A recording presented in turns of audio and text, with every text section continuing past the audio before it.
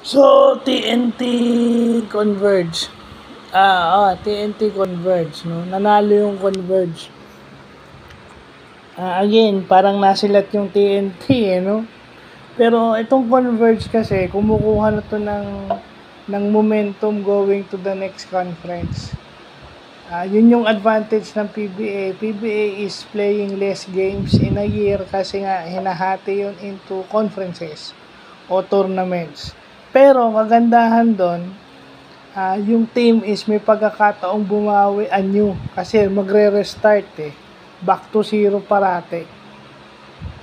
So yung Converge, yun na yung kinukuha. Itong TNT naman, parang hindi nila ini-expect. Yun na yun parang in-spoil ng ng Converge yung kanilang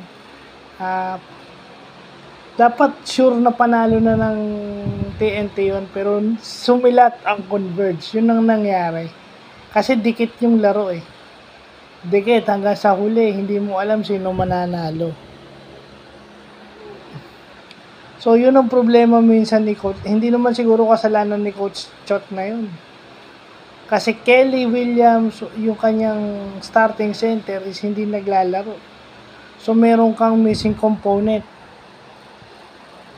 Dahil injured itong si Kelly Williams. So, yun lang po.